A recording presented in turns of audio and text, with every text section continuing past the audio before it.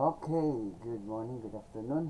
So, padayan lang kita. Physics for Engineers topic is oscillations and waves. I think pwede kita dito. The speed of sound, let's start with number 1. Kung masahan ka niya, sige lang. The speed of sound in air at 20 degrees Celsius is 344 meters per second. So, ginhatagan mo V. This is speed V. What is the wavelength of the sound wave with a frequency of 784 Hz?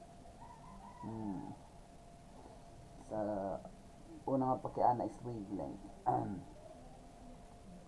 So what is given is V. The velocity is given sa tanay. So wave na kita. Usually wave in here. So the V is given, and that is 344 meters per second. 344 meters per second. Then the wavelength of a sound with a frequency of 784 Hz. So the frequency is given, which is 784 Hz. So the question is, what is the wavelength? 784 Hz corresponding to the note G5 on a piano. And how many milliseconds does each vibration take? So duha nga pakiana, millisecond.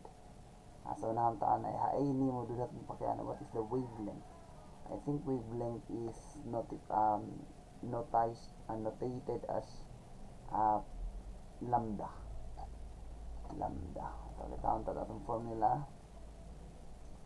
Lambda.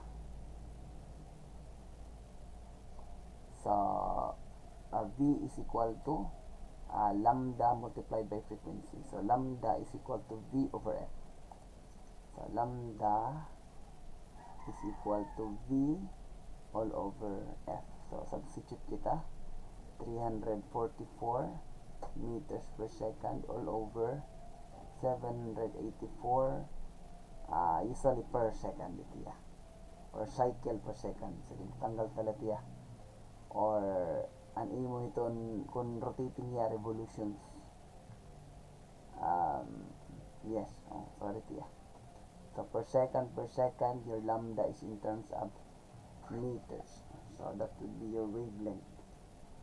So 344 divided by 784, and that will give us 0.43. In 3 significant figures, that would be 0.439, almost half a meter. Iton wavelength iti mo G0, G5. Itaas iti nga G. Kumbaga may piano ako dito. Yes, I do. Piano. I do have a piano.